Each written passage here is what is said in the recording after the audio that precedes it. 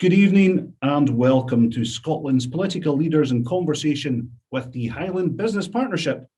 My name is Liam Christie from Christie's Consultants Scotland and will be your main host this evening, along with John Murray, one of the founders of the Highland Business Partnership.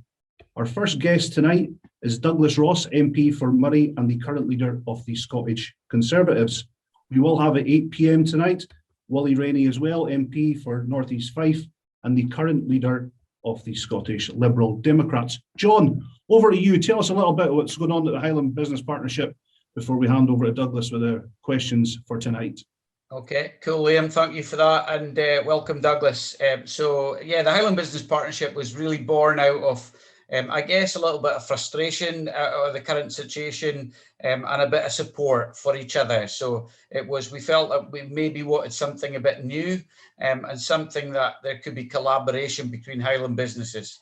We launched that along with a few other business folk, Gavin, Liam, Karen, and Les, and a few others, and we just felt like, you know what, we need to do something here. So we went and did that, and we launched a Facebook group just for Highland businesses, and within 2 weeks, 1,000 businesses had joined. It was phenomenal. It's been really humbling support. There's 1,600 at the moment, and today, with the Executive magazine, was the first time that the outside world has really been notified about the Highland Business Partnership. So it's been supportive, it's been good. There's been a lot of business going on between Highland businesses, but so it's really about support, a voice, and really making a difference. So thank you. Brilliant, John. Thanks for that. So Douglas, that gives you an overview of the Highland Business Partnership today. It's really exciting stuff that businesses collaborating together in the north of Scotland. So I'm going to hand over to you just now for a bit of a couple of minutes of a preamble as to give us an overview, Douglas, of what the Scottish Conservatives' plan is and what you're going to offer the Highlands and Islands should your party be successful in the forthcoming Scottish elections. Douglas, over to you. Well, thank you both very much for that introduction. And can I say how pleased I am that the Highland Business Partnership is up and running and is already so successful. I think it shows that there was a need there to join forces, and you've clearly, had your work cut out in terms of getting it set up in these difficult times, but it's also allowing businesses over such a wide geographical area to join together to have discussions, whether it's with political leaders like myself and Willie later on, but I also know you're doing a lot of campaign to support businesses as well, and I want to come on to that. If I can first of all look at the election and then just quickly look at to the run-up of where we've been over the last few months as well. So in the election, Scottish Conservatives are saying it's absolutely vital that we look towards the next Parliament as a recovery Parliament. We've all been through so much, particularly businesses in the Highlands and across Scotland and across the UK over the last 12 months. So we've got to focus our politics on recovery. We think we can do that by investing 3,000 additional teachers over Scotland over the next 5 years, because we've got to ensure that the education is there for the next generation of business owners and employees. We want to see more investment into the NHS. So we've pledged £2 billion over the next Parliament into the NHS. And then we've put forward proposals for Retrain to Rebuild grants. So that's offering every person in Scotland an opportunity to do more training if they find themselves out of work and they need to upskill to try and get back into employment. We're also calling for more police officers on the beat, and I declare an interest. My wife is a police officer in Murray, but I do think we need more police officers across Scotland to make our communities feel safer. And finally, of our 5 key pledges, and there's a lot more I want to go into about businesses, we're pledging to roll out full fibre broadband by 2027. And specifically, I want to start with the rural areas first and then work to the more urban areas, because what I found, particularly with the R100 programme, the current programme of the Scottish Government, which has been beset by delays, it's the rural areas that have been left behind. It's very easy to roll out full fibre broadband in a city centre. It's not as easy and it's not as cheap to do it in more rural areas, but it's businesses and it's individual properties that suffer if we don't have that good connectivity in the Highlands. I feel that in Murray, and I know what it's like across the Highlands and the Islands. Very quickly, because I do just want to get on to questions as well, what Scottish Conservatives have been calling for throughout this pandemic is far more support for businesses and to get the money that the government at a UK level and a Scottish level have been trying to get that out quicker to businesses, because it has been such a difficult 12 months. You've done great work to continue during that time protecting jobs, but we need that money to get out and into businesses as quickly as possible. That's why we called for a Coronavirus Business Advisory Council. Now we want a Business Recovery Council to make sure the voice of business, and particularly the voice of the Highland businesses, are heard within government. And my final point would be, I'm the only party leader standing for election in the Highlands and Islands, so I want to make sure your voice is heard at a national level as well. But enough from me, I want to get to the questions. Douglas, thanks very much indeed. Really good opening. John, any comments on that before I go to the questions that are just coming in? No, that's good. No, well done. Thank you. Thanks very much, Douglas. So we're going to go to our first question. You've covered a bit of this, but just so we reiterate, so we've got the question covered, just in my notes. The Highlands are blessed with many natural assets, providing a large part and contribution to Scotland's biggest industries, the green energy, food and drink, and also tourism, obviously. It's often felt by the Highland business community, we hear it a lot, that we don't have enough of a loud voice at Holyrood. Do you think that's a fair statement, Douglas? And if so, what changes would you propose to provide a closer regional link for local Highland businesses? I think it is a fair statement. I've said this a number of times. When devolution was voted for in the referendum, and then the Scottish Parliament was re-established in 1999, people were calling for that because they felt politics in London and at a UK level at Westminster was very distant and remote from them. Now I feel, speaking to people and businesses in the Highlands, they feel as remote from Edinburgh and Holyrood as they ever did from London and Westminster. So we've got to change that. So I've made it very clear, and I think it comes to the point that I was making, that I'm standing for election in the Highlands. I'm from this area. I want to see more powers coming to local areas. It's no good devolving from Westminster to Holyrood and then there's a stop. I want to see more powers coming down to local councils, and I want to hear that greater voice for the Highlands, because you're absolutely right. Whether it's in green jobs, whether it's in food and drink, whether it's in tourism and hospitality, we've got so much to offer here in the Highlands, and very diverse, different communities are all offering different things, but I don't think the Parliament and certainly the Scottish Government have done enough to represent your concerns. So I want to be that voice for the Highlands at the top level within Scottish politics and the Scottish Parliament. But I also want to ensure we're delivering policies that can really improve things for you. So that means the full fibre broadband rollout would make a big difference, I know, not just to businesses in the Highlands, but also to communities, because if people feel more connected and they can work from home, then they'll take their families into the area, they'll move into the area. That's good for businesses, but it's also good to keep the local school open, the local shops open. It has a knock-on effect. But as I say, for too long, we've focused on doing the easy bits, which is rolling it out in urban areas, which already have pretty good connectivity, at the expense of more remote and rural areas such as the Highlands. So that's one example of what I think we could do far more of. Yeah, that's great, Douglas. And a quick plug for another group. I'm actually leading the BNI Tua group, which is now an online business community of North businesses from north of the Keswick Bridge. And we're connecting all over Scotland, the north of Scotland, from Caithness to the Islands. So it's really important that we have that connectivity to be able to do business together. So it's really encouraging to hear that. John, anything to add at this point before I go on to our next question?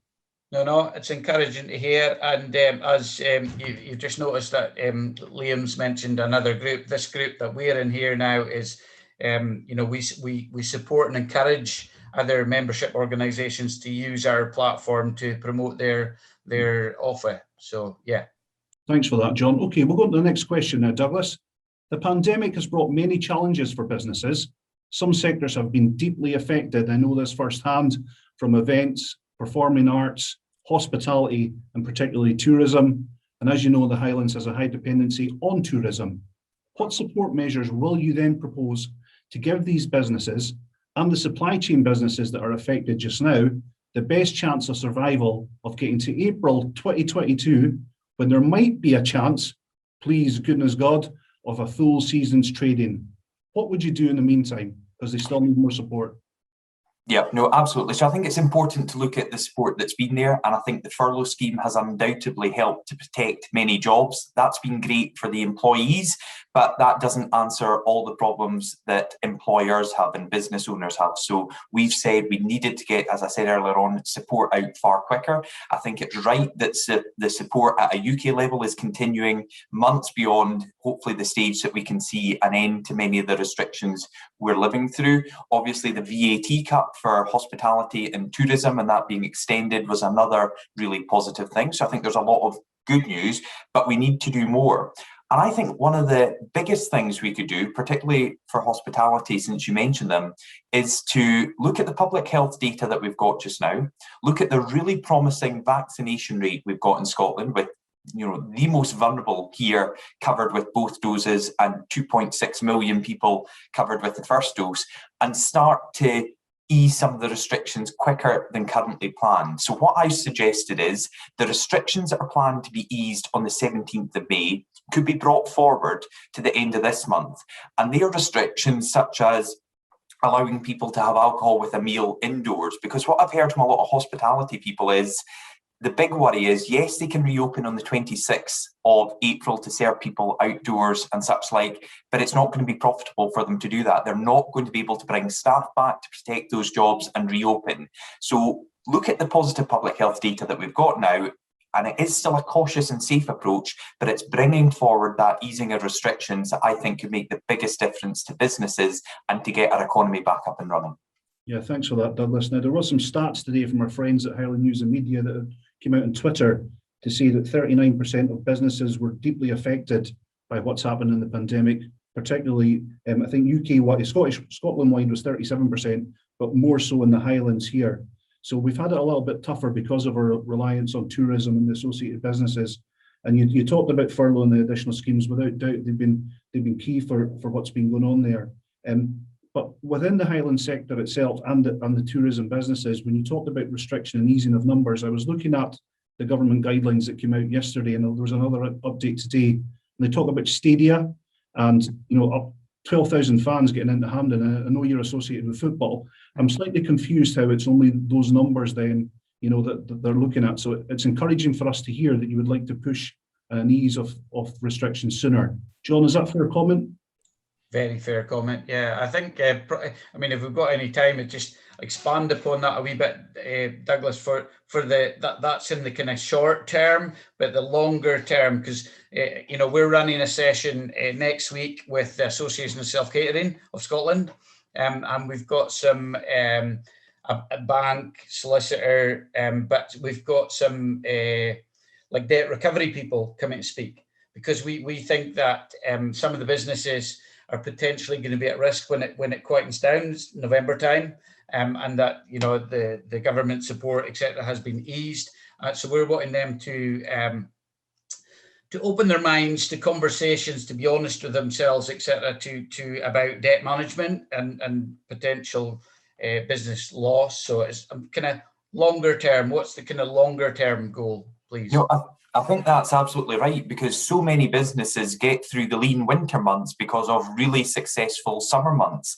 And even with our plans to start reopening at the end of this month, it will take some time to get up to normal capacity. And it certainly won't be this summer that we'll get to full capacity, because measures are still in place with social distancing. So you're not going to have that, really profitable summer month to get you through the winter months again. So we do have to look long term. And I think the government absolutely have to look at that at both a UK level and a Scottish level going forward. If I can just go back to the point about events as well, and I'm going to try not be party political here, but I have been contacted just in the last couple of days by people within the events industry, because they're asking the Scottish Government for guidance and a route map. They need to know when they can start to plan to have people back in at bigger events, again, safely and cautiously. And that has been provided south of the border. And I think that's the big query. Why have we been able to have that guidance, to give some reassurance, to give some hope and optimism for the event sector south of the border, but we're not able to do it here north of the border, despite the fact, as I say, all the public health data shows us we can cautiously but optimistically start to reopen a bit quicker. So it's something I'm calling for. We need more clarity for the industry as well. Yeah, we appreciate that, Douglas. And I know from personal experience that if we don't start to get that business and cash flow moving, then there is no way a lot of these businesses will be able to repay bounce back loans, etc., which causes another knock-on effect. So, you know, more challenges down the road. So thanks for that. Opportunities have arisen for some. The awareness and the need to look after our planet more has clearly been one of those. What incentives would you introduce to encourage Highland companies to improve their impact on the planet, for example, in more friendly packaging, electric vehicles, energy reduction solutions? What incentives would you introduce, Douglas, on that basis?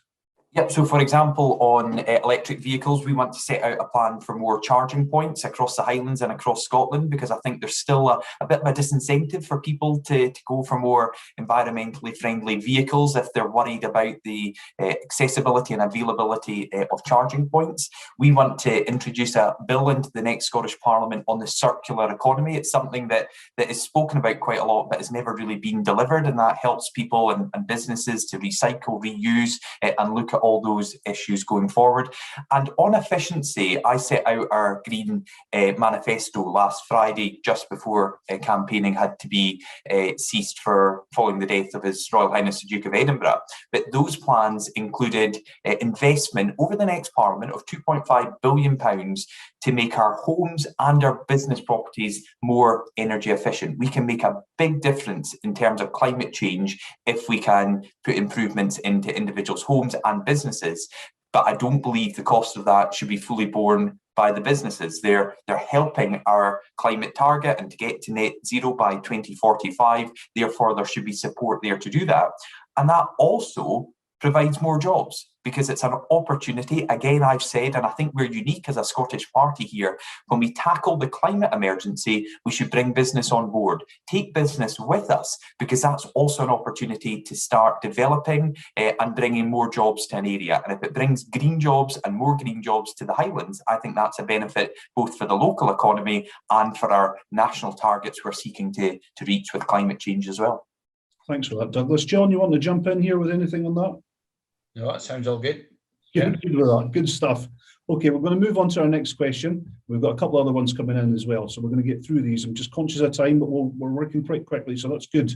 We have a huge issue in the Highlands with skill shortages and young people leaving the region for learning and career opportunities, as we know. Great to get them back, but there's too many leaving.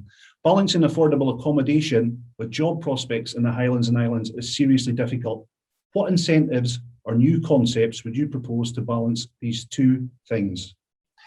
I mean, they're crucially important, and I'm one of the rare ones that was born in Murray, brought up in Murray, have worked in Murray my entire life. I went away to college to study agriculture at Ayrshire for 4 years, but I came back. But so many people leave, particularly the Highlands and the Northeast, to go to Glasgow or Edinburgh or London to study and work, and they don't come back again. And I think that is a real shame. It's right for some people, but there are many people would like the opportunity to continue their education or go straight into work where they're from. So we've set out plans, particularly to say, first of all, there's no wrong choice.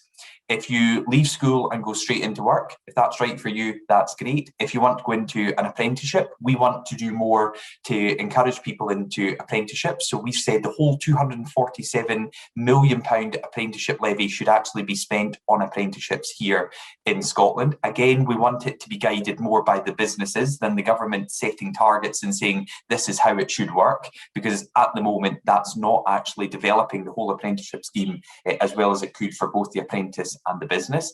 And we also want to say to people, for some it's right to go to university, for others it's right to go to college. And I think if we get that message across that there is no wrong turn, you can do whatever you want, and in many cases you can do it locally, then that's the first step. But the second point, which you touched on there, was about housing. And we have set out the most ambitious social housing plans since devolution, because we understand we've got to build properties to house people in all parts of the United Kingdom, but particularly here in Scotland, which is the focus on this election. And in the Highlands, because for too many people, properties are bought for second homes or holiday homes, and that doesn't actually allow people to stay in their local area. And the point to go back to broadband again, if we have homes, if we have connectivity, it's not just people we're bringing to the Highlands and settling here or staying here, but that also stabilises a community that may otherwise be lost if too many people move away. So it does protect the local shops, it protects the local school, it protects the local services, and we can all benefit from that. So I think it's a win-win. Thanks for that, Douglas. Yeah, really good stuff. Okay, we're going to move on to our next question as we get closer to 7:30. Mental health has been flagged up as being the next health emergency. In fact, it was a huge issue pre-COVID, as we know. What are your plans in the manifesto to tackle this, particularly within the Highlands?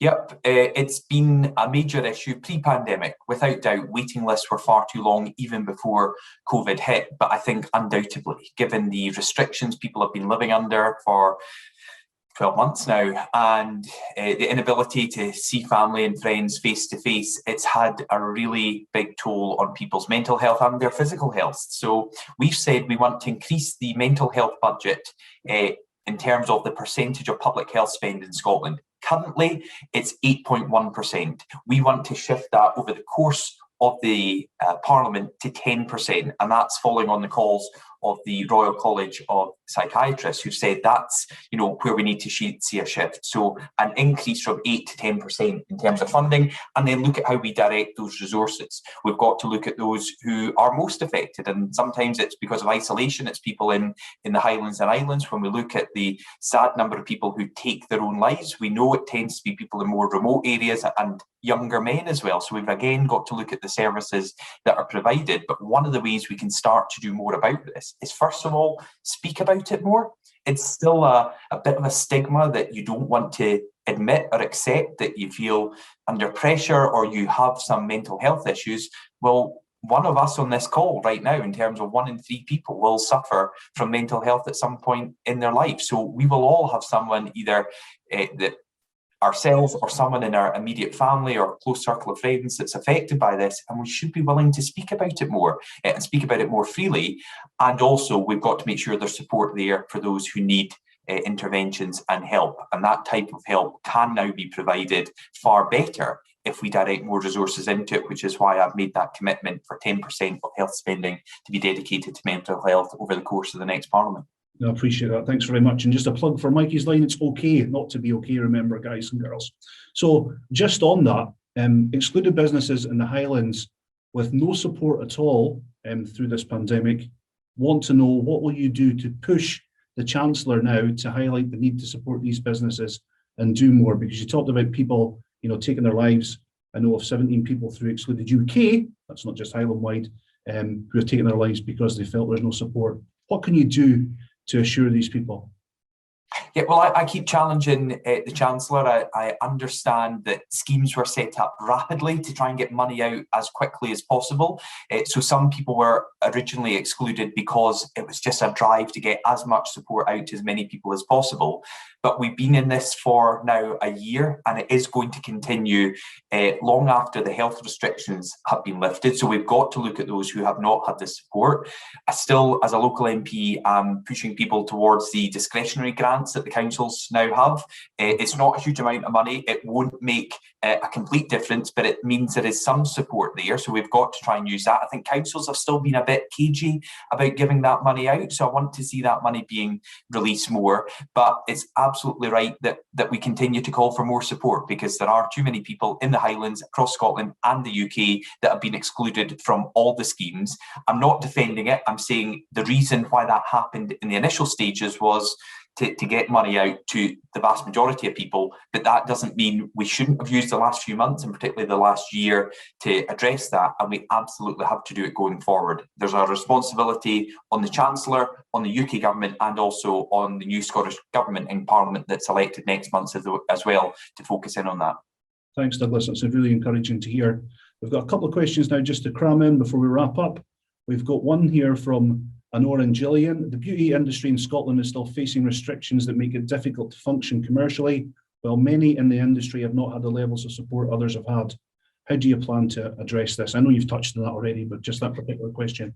Yeah, no, I think the beauty industry in particular, and again, I've held local meetings with the operators in Murray because they've done an awful lot of work to make it safe and secure for them to carry out the type of treatments that they're used to. I know there's a risk when it's face-to-face, but they've done all the work and they've invested quite heavily. And I think there's a real disappointment that they weren't able to get back to many of the services they provided pre-COVID-19 with the measures they've put in place, and they've seen other parts of the UK they have been able to do that. So again, I think we need to look at this on an individual sector basis, and I think there is more we could do to safely reopen the beauty industry. But also, again, many of them are self-employed, many of them have not benefited from the likes of the furlough scheme and such like. Many of them also don't get the benefit of the business grants because they may lease a chair or a part of a building, and it's the owner that got the support from paying the business rates, but not the actual business owner. So again, they were a group that have been excluded and haven't had the support they should have got, and I continue to work with them at both a local level and would pledge to do it at a national level going forward as well. Thanks for that, Douglas. Yeah, really good to hear. Just to get a final question in before I give the floor back to John to wrap up at 7:30. Today there was a clash at PMQs. Ian Blackford saying that the Scots government will see the UK government in court over the rights of for the child bill. What's your take on that, Douglas? So this is a bill that passed unanimously in the Scottish Parliament, and all my MSPs supported it. Scottish Conservatives supported the bill, and the UK government have said they also support the bill. However, there are very small legal points that the bill passed in the Scottish Parliament tells UK government ministers what they must do in certain circumstances. So it's now the decision of the UK government not to strike down the bill, not to say they're against the bill because they are absolutely in favour, as am I and my party, but to look at the legal implications of a bill passed in the Scottish Parliament asking for powers to be delivered by a minister and ministers of the UK government that the UK government have not been involved in. So there's something very briefly called the Scotland Act that allows issues such as this, if they arise, to be debated and determined by the Supreme Court, and that's the action that's now going to be taken. Thank you, Douglas. It sounds like a real head mess, but there you go. Well, I'd rather you were in that space than myself. John, you got anything else to wrap up before we just do some thank yous and get ready for Willie Rainey coming on at 8 p.m? No, I mean, thank you for coming along, Douglas, and really appreciate it, to be honest. You know, you're a busy guy, as are the other leaders, but I mean, I'd rather give you the couple of minutes to just wrap up and say, you know, what's your pitch to get people's votes, to be honest. Yeah, well, first of all, thank you very much for the invite. We're all busy, and in particular, business owners are busy trying to keep their head above the water, as we were saying earlier, to make sure people are here in April 2022, not just for themselves and their businesses, but the staff that rely on the jobs that are associated with that. So that's a big onus on me, and I believe all political leaders, is we're there to support you, to make sure you get through, because there's no point in having furlough schemes, there's no point in giving out business grants and bounce back loans if the businesses ultimately fail, if they can't survive, because then that taxpayer money has not been well spent. So I want to make sure all the investment, all the taxpayer money that's gone into helping businesses and protecting jobs actually does that in the long term. And I suppose a final pitch is just to reiterate what I've said. We need to focus on recovery. That's what I want the next Parliament to be all about, and that's what Scottish Conservatives are saying. But finally, obviously, I've said I'm standing for election in the Highlands and Islands on the party regional list vote. And if I'm fortunate enough to be elected to Holyrood, I'd like to continue this discussion. It might be an opportunity to come back out with an election campaign to really hear the issues, because I think the first question was right. We need to hear more about the Highlands and businesses in the Highlands. So the Highland Business Partnership is doing that. You're a great voice now, and I want to add to that in Holyrood, in the Scottish Parliament, and hopefully this is a discussion we can continue long beyond the election campaign. Douglas, thanks very much. Bang on the money. Thank yous to our friends here at DP Digital Media for the tech and support. They're running around here like headless chickens. You wouldn't believe it. It's also smooth here from the presenter side. John from Highland Business Partnership, and yourself, Douglas, for coming along. We've got Willie Rainey at 8 p.m. and you, the viewers at home. Thank you for tuning in. We'll see you soon. Good luck, Douglas. Thank you. Good luck. Good luck. Cheers.